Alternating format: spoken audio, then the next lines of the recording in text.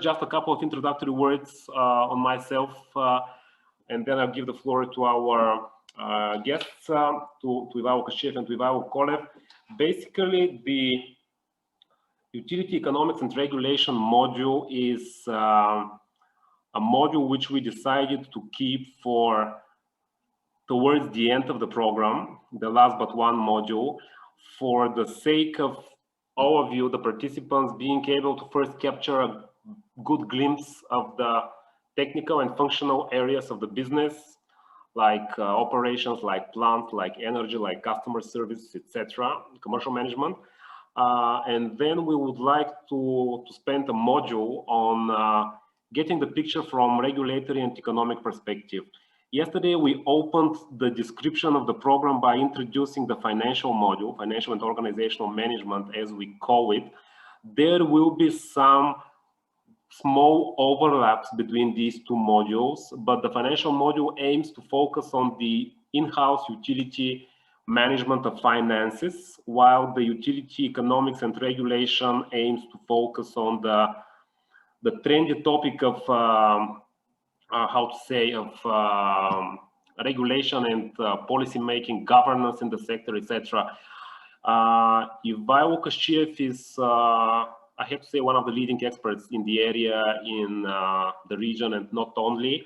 He's been working for quite a few years in the water regulator here in Bulgaria, and before that he held a number of positions in Sofia water utility. So he's both a sector practitioner and a regulatory expert, and responsible for driving forward the regulations in our country. Without wasting more time, I would give him the floor to say a bit more about what regulation is about, why it's important, how it fits in the overall picture of the sector.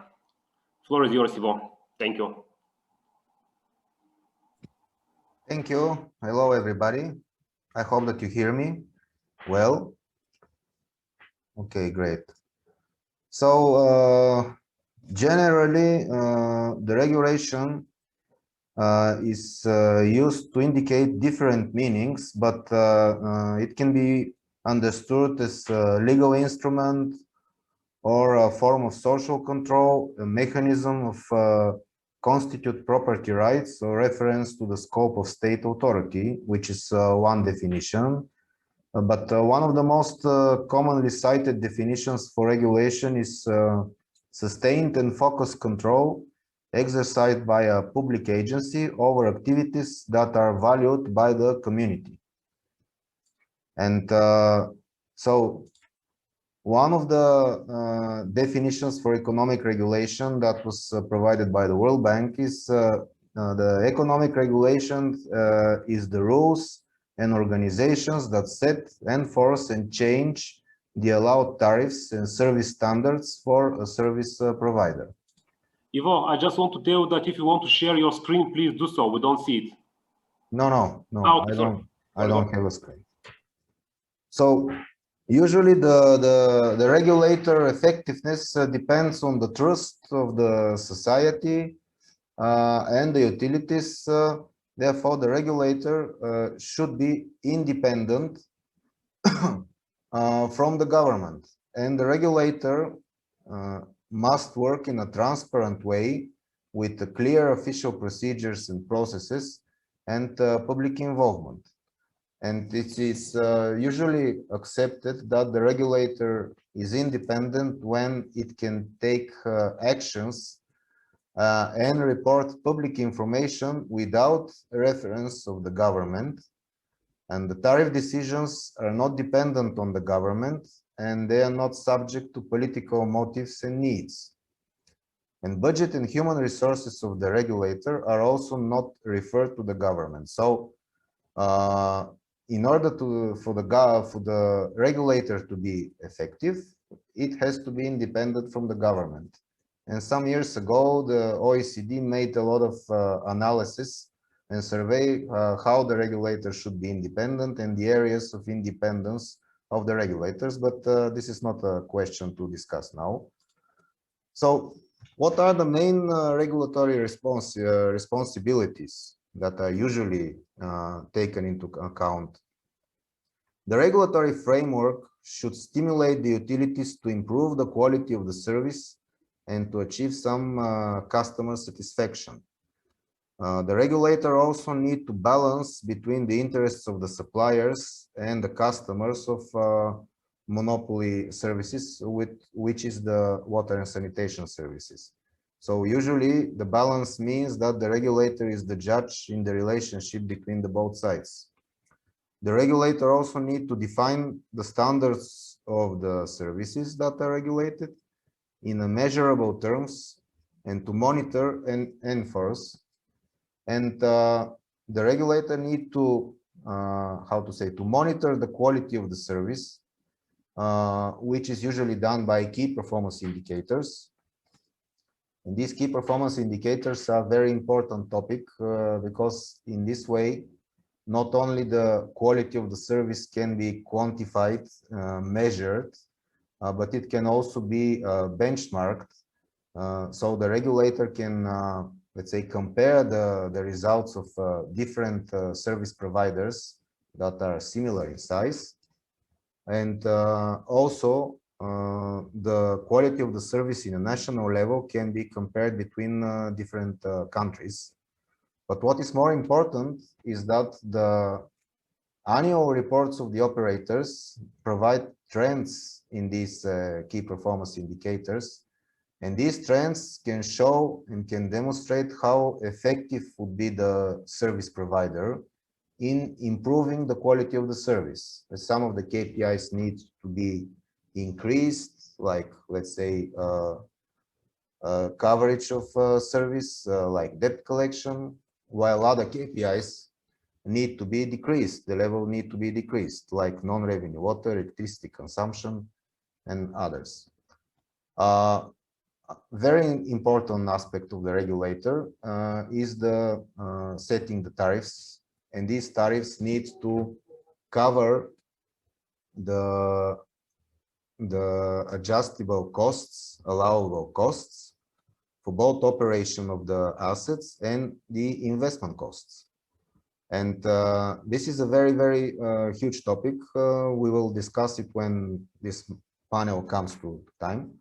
There are several, let's say, there's several main ways of setting the tariffs, but usually the regulators apply these tariff methods in a very different way, depending on the conditions in the relevant country. Now, when we discuss regulation, we need to keep in mind that we don't have a uniform standard in Europe for regulation of water and sanitation services, because these services are local services. They are provided usually in the areas of the municipalities. In some countries like Bulgaria, they are provided by regional operators. In our case, they are owned by the state, but they can be also private owned, or they can be owned by the state and municipalities.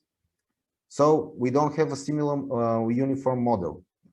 We see that in many countries, we have national regulator that regulates the tariffs and also regulates the quality of the services.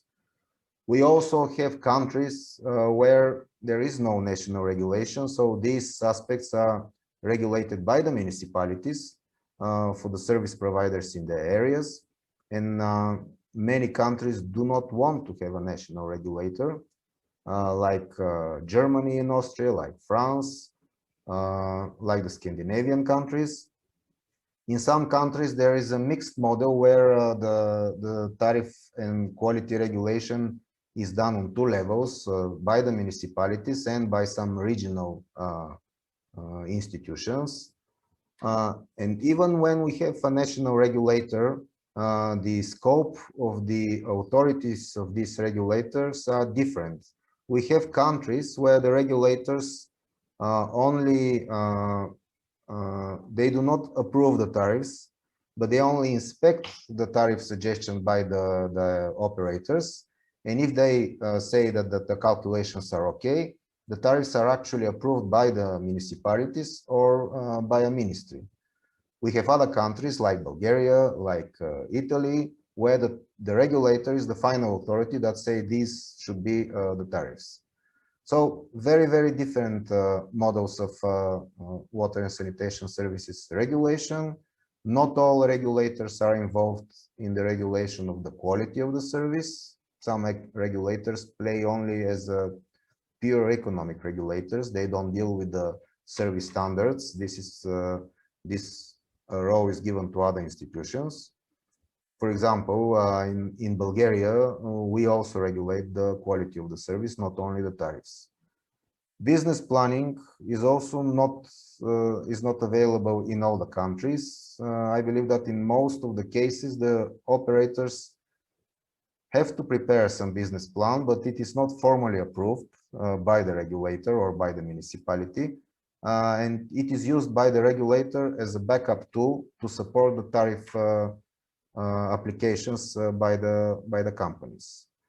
The same comes with the licensing regime. Not all regulators issue license. In Bulgaria, we don't issue a license.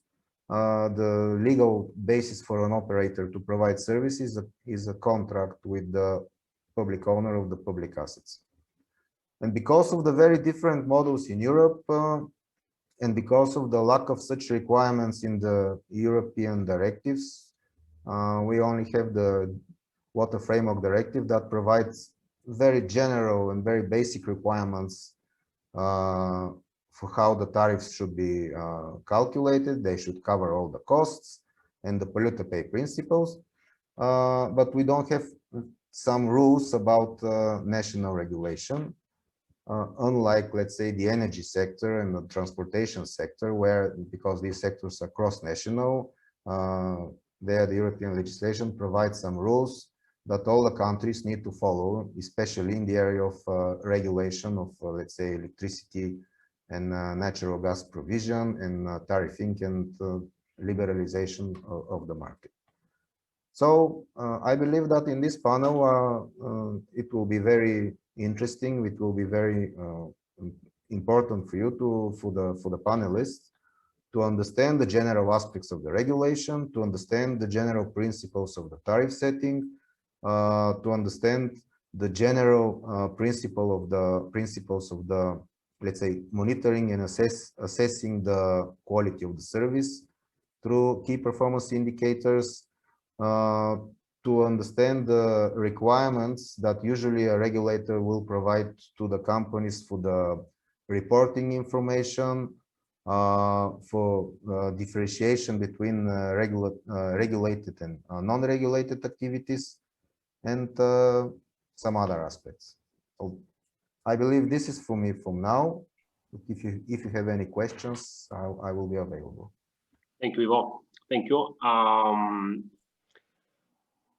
We believe that regulations, I mean, everyone in a water utility management positions at least should have a good grasp, not even a basic one, of the purposes of regulations, because even though you mentioned that a number of countries do not have a regulatory function, some sort of its functionalities exist by municipal councils, by engineering commissions, by ministries, by asset owners, whatever. So regulation as a concept is important. And as you mentioned in your words, the topic of tariff setting with or without business planning is a subtopic on this one.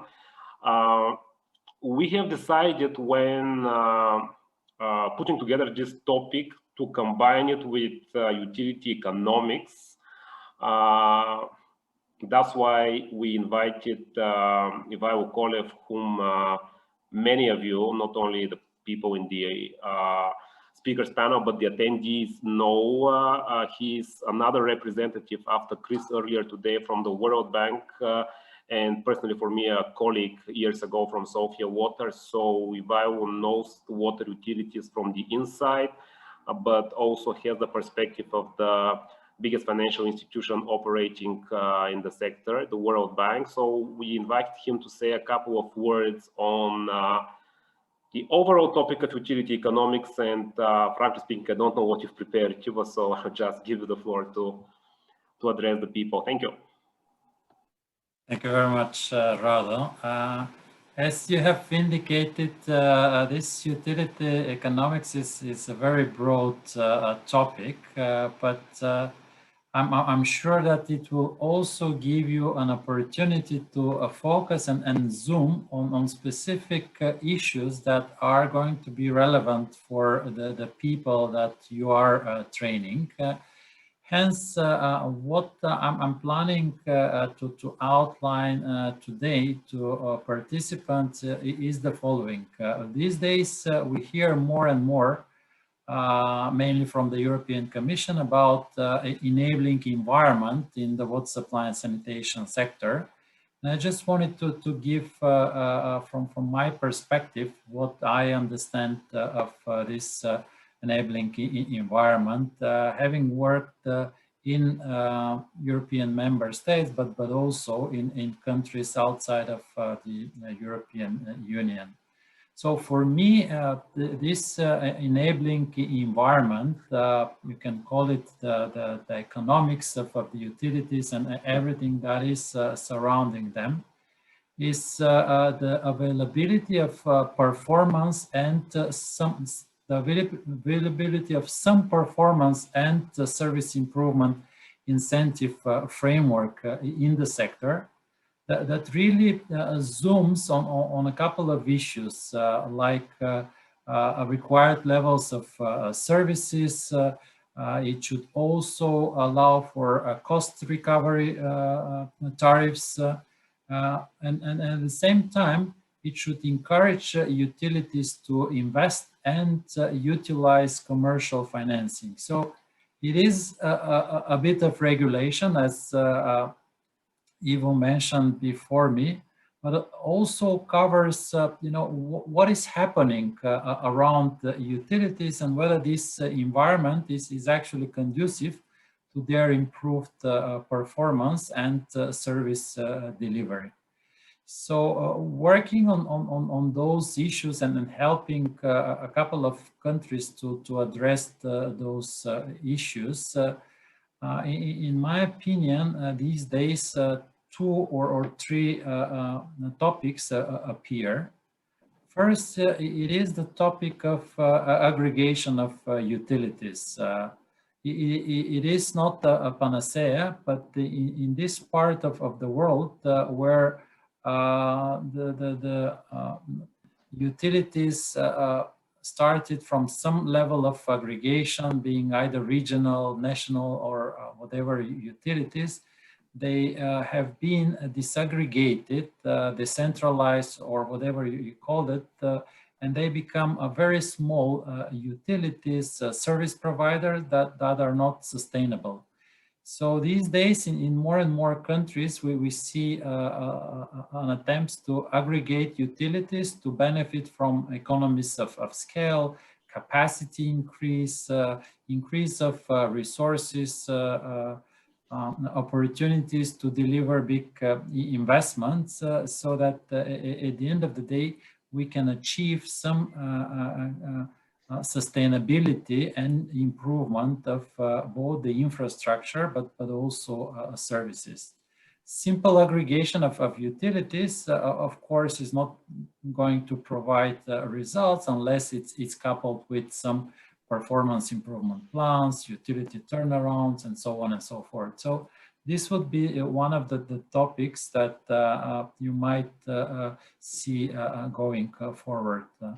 Another topic that I want to mention is the availability or development of water supply and sanitation sector visions or strategies. So why it is important? Because the availability of such documents really pushes predictability, limits the risks, and is trying to coordinate efforts in the sector, in which we all know how many stakeholders there are, and that sometimes they have quite divergent interests. So political leadership and some strategic documentation going forward is quite important, and more countries these days are actually developing strategies or planning documents in the sector.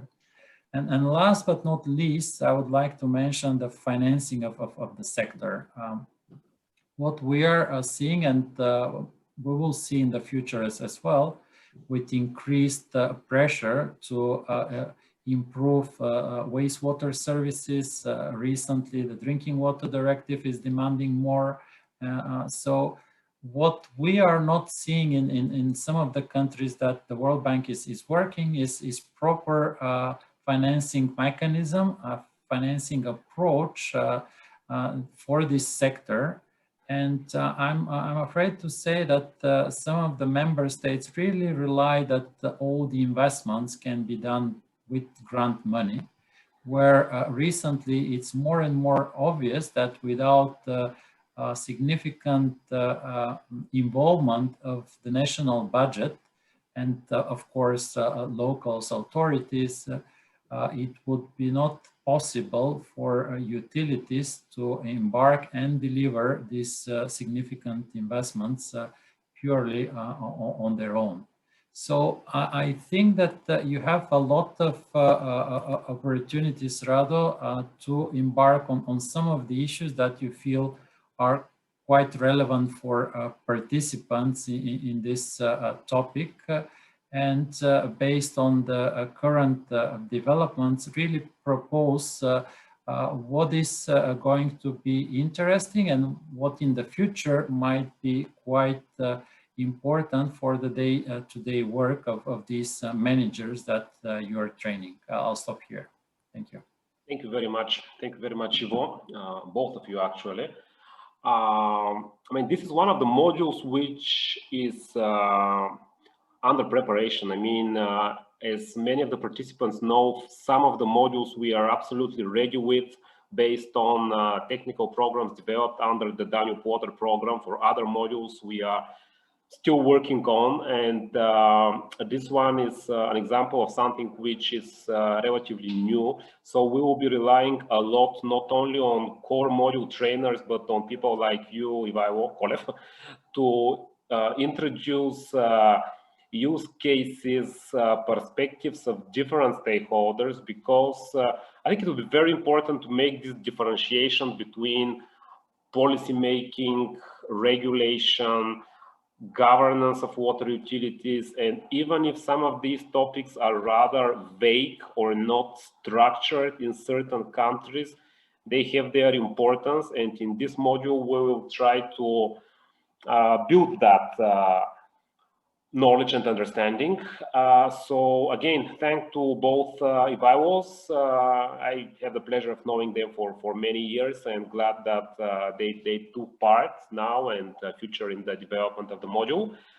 With this, I would move to the last but not least module in our program, which is the water safety planning, water safety and business continuity management, as we call it.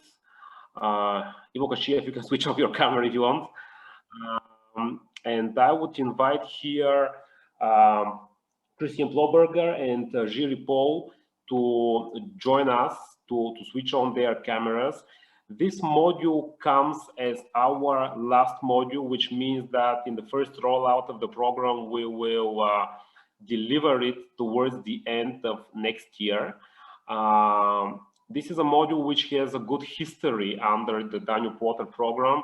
Many utilities have attended trainings on water safety planning.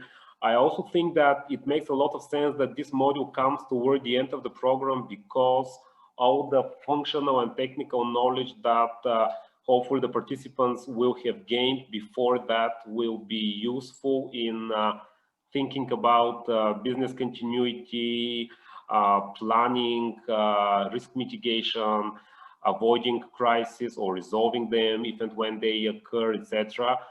Also, needless to say, I think it's a very timely and relevant topic based on what we saw in the last year and a half globally, but also specific to our sector, because sanitation and water supply had an interesting angle to the pandemic. And we're very happy that we, within the Danube Water program, we have a long-term partners in the face of the gentlemen who are going to talk to you in a minute. So I would stop here and invite Christian to outline some conceptual, methodological, but also specific directions in which this module is going to move into, and then we'll also move to Jiri. Thank you. Yes, thank you very much, Rado. Ladies and gentlemen, hello to you. I will now use the time for a little introduction. My name is Christian Bloberger. I am the CEO of the company Protectum Solutions, and we have been working on the topic of water safety planning and crisis management together with IAWD and World Bank since 2017. And as Rado has already said, the topic has gotten new and renewed and extra urgency with the current pandemic situation. And we have continued our efforts in training water utilities on these very important topics during the pandemic also. Allow me just to go on and share my screen for a brief presentation.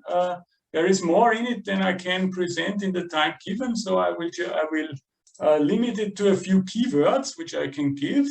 So the general goals of our program are to strengthen utilities, be it water utilities or wastewater utilities, against all kinds of hazards.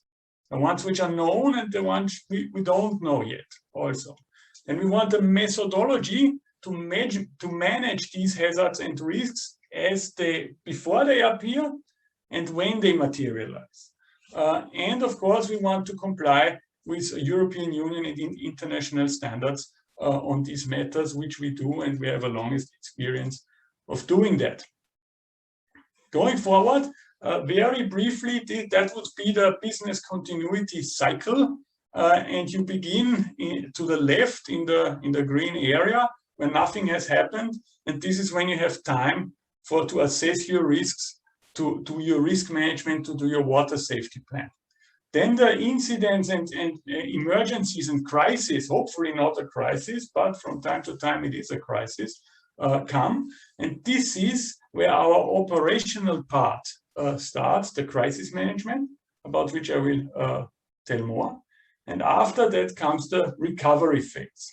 And what we cover with this program very specifically is this green phase and this intense yellow red phase, how to deal with these events.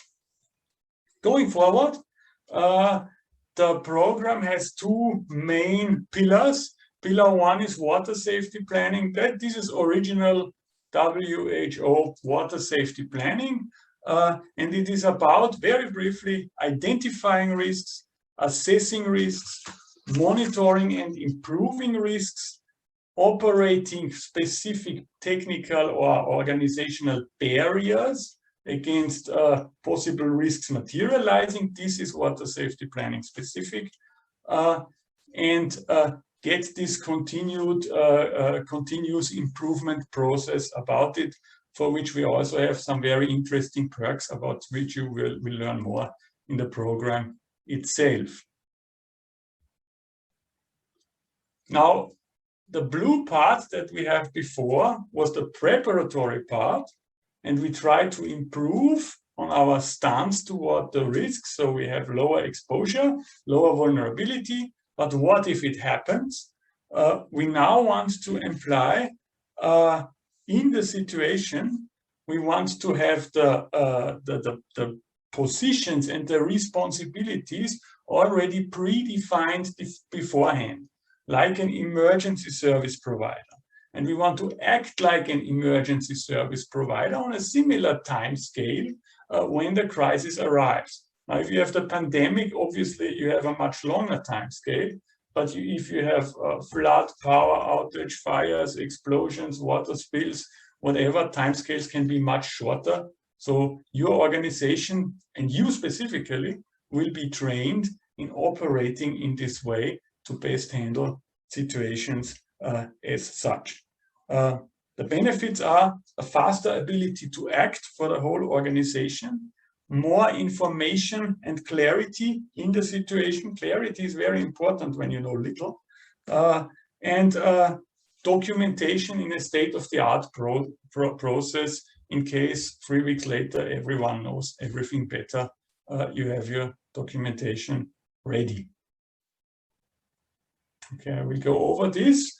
A few highlights on how we do this. So for this utility management training and also for many other trainings, we use a simulated environment, which is fully developed. So you have a major city, you have smaller cities, you have a water production and distribution system fully developed with all the details. So within this setting, we can play all the scenarios, or we can train all the scenarios, and we can also do risk management within this setting for training purposes. What else do we see? A wastewater system, a fully developed wastewater system, including a water treatment plant and some simpler treatment facilities in there. Then the full infrastructure and also a flood map you can also see there. So we have a lot to work with practically in the program, and much more detail, which I will go over now very quickly. Just you have the organizational structure here, so you can also do organizational planning for training purposes. So what we do is we use the simulated environment in the training. We apply risk management and crisis management methodology to the simulated environment. We do real-time exercises, and we will do those too within the utility management training, real-time exercises in the simulated environment. And if you and other utilities have already decided that, so if you decide to implement it with the real utility, then it will be applied, then you know how it works already, and you can apply it to the real-life crisis situations or to the real-life risk management also. This is the methodology we will use, and the methodology you will also experience in our program. A few more highlights here. So this has been implemented many times. These are 4 examples from North Macedonia, where we have actually implemented these concepts, which were first trained in a simulated environment, then to the real water utilities, which you can see here. Yes, so far for my short presentation. I think I'm in time, and we have also Jiří Paul here. Hello, Jiří, nice to see you. Hi, everyone. Thank you, Christian. Well, Jiří Paul has done a lot on these programs already together with me, and he will give you now his unique perspective as a water utility manager. Thanks a lot. That's true. What everything what Christian said and Rado as well in the beginning, that it's a great opportunity for you all to participate also in this module of crisis management or water safety planning, as it is very important for every utility. And also it's very wise to have this module as the last one, because it's a synthesis of all your knowledge and or your abilities and skills you can gain during this training. And as I was asked to share my own experience from this program or from this part of business, I must say that especially prepared for crisis management is so easy and very handsome prepared for everyone, that our utility near Prague, let's say middle scale water utility company, used this module or this material prepared for this program as a starting crisis management at the beginning of pandemics last year. And I can tell you that it's very easy to implement, and it's very easy to set it up in the utility. and it works. It really works. It's a very great tool for everyone. But I would like to stress you more to water safety planning, because I hope that the pandemic is leaving us for a long time. I hope for everyone. And water safety planning is something what can help you to improve your utility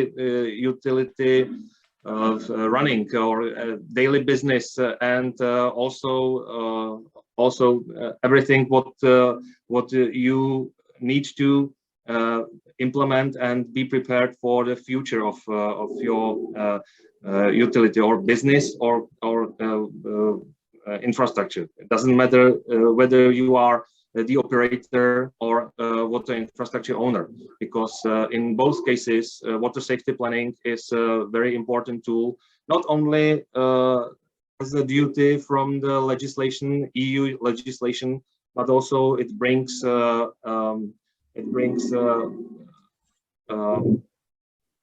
very much to your daily business, as it helps to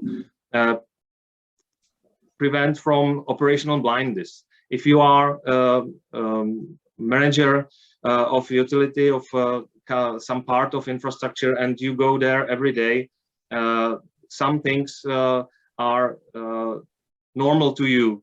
But if you proceed with water safety planning and come to the site with the committee or a group of people of experts, you can find things which are not standard, which are not usual, but you are used to see it and it's normal for you. And these things are very important for everyone to find out and to cope with them. Basically, water safety planning, it's a huge change huge change of your attitude. We are used to work as a group of people working in reaction. Something happens and we react. And successful water safety planning means that you don't react, that you do prevention, that you lower risks and you prevent them. That's the basis, and it helps a lot. And from my experience, from our utility, it brought us a lot of new things, new attitudes, and also hints where to invest or what to change in our daily business. So if you are owner and operator, it means a lot to your investment planning, because it can change and it can help also to stress you to the most important investments, and sometimes it could really change the time scheduling of your investment. And if you are operator and you've got a partner as an owner, it helps you to have a dialogue with the owner, to help him or to stress him or her as the owner to invest and to help you, or to communicate about water price calculation, because sometimes you have to overcome lack of investments by daily business operational by operational cost and so on. So I hope that you will enjoy also this part of training, as I feel it's really important. And I also hope that you will at the end see the advantages of water safety planning. And I hope that you will all develop your crisis plans and you will never need them. So good luck to you all. Thank you both. Thank you for bringing structure to the topic of water safety planning and business continuity. I think water managers start to appreciate this topic the more they go to the top of management levels, because when you are at expert and low-level management positions, that's a kind of a burden to think about these things. But when you go further up, you see the purpose, the value, and the comfort of this. And throughout this module, when it comes in some months, year and a half actually, you will help us bring certain structure into the topic. So thank you both, gentlemen. I'm impressed that we are so good with timing. Never happened to me, never to be exactly on time. If it were not for that concluding words, we would have been on the second. I would like to say a couple of words about tomorrow.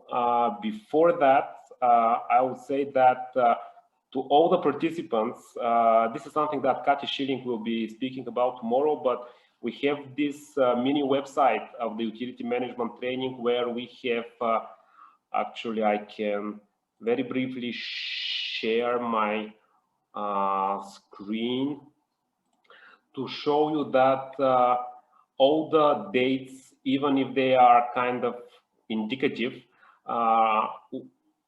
from now till the end of the program, you can have them. I'm sure you have received in the initial communication with Kati and with the team from IWG this link, but you will have it in any case as a follow-up correspondence.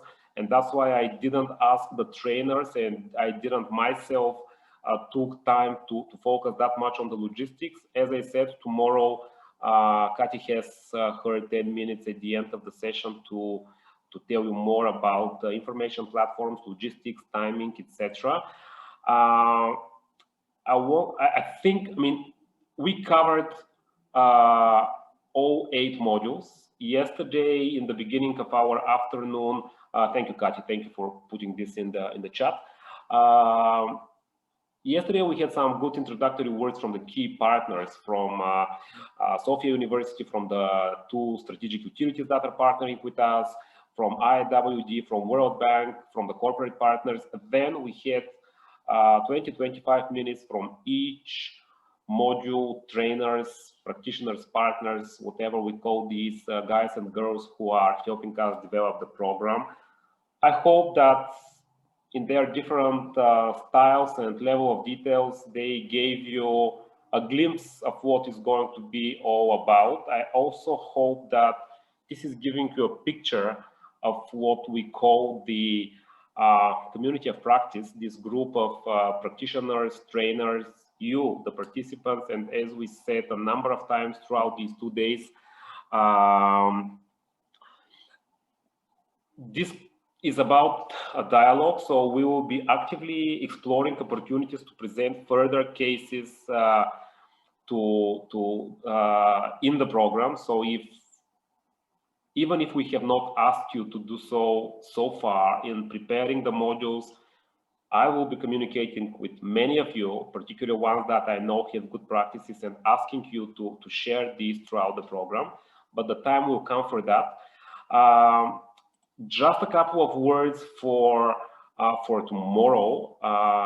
And before I do that, I see in the chat, and please pay attention to the chat, Kati is sharing some pretty useful information relating to some dates, because quite soon from now, next month, we are going to have the first module, the financial and organizational management. That will be kickstarted by a short webinar on the 1st of June, but then the real residential, it's online, but we call it residential week, will be from the 14th of June. For tomorrow, we have another 2 hours, plus minus, in which we have tried to very interactively, very intuitively align with our colleagues from the World Bank. The utility management training program, we have made an attempt to link it with a relatively new and strategic program of the World Bank, which is named Utilities of the Future. Some of the utilities that are participating in our program in the UMT are participants, or are at least considering becoming participants of this program. This is a program that helps utilities get into a structured utility transformation process, change management process. The key people who have developed and who are supporting utilities to undertake this will be talking tomorrow. And then Phil, Kati, and myself will tell you a bit more about how we want to link these programs. So thank you in advance for spending quite a lot of your time this week. I hope so far it has been very informative. It has given you a good participation. I mean, many of you who are attending this program, in addition to the trainers, I mean, are people who will join the program. I know there are some people who are considering this either for now or for future rollouts. So any questions on the modules, on the overall program structure you may have are welcome. I think that's about it. I mean, I don't want to repeat what we've been telling you too much. Any questions you may have through emails. I mean, yesterday I was in contact with some of you via phone or Viber or emails after the event. I'm sure that Katifil and the other colleagues from IWD have also received some comments. Again, thank you all, participants, trainers, partners. I mean, the community is building up, stepping on what the Danube Water program has created in the last 6-7 years, but also specifically in the UMT in recent months. So without wasting more of your time for today, I would like to thank you, invite you to join tomorrow for the third and last session of this series of induction webinars. Follow the same links that you had for today, and really looking forward to catching up tomorrow and then from the beginning of June actively in the program. Thank you all. Thank you.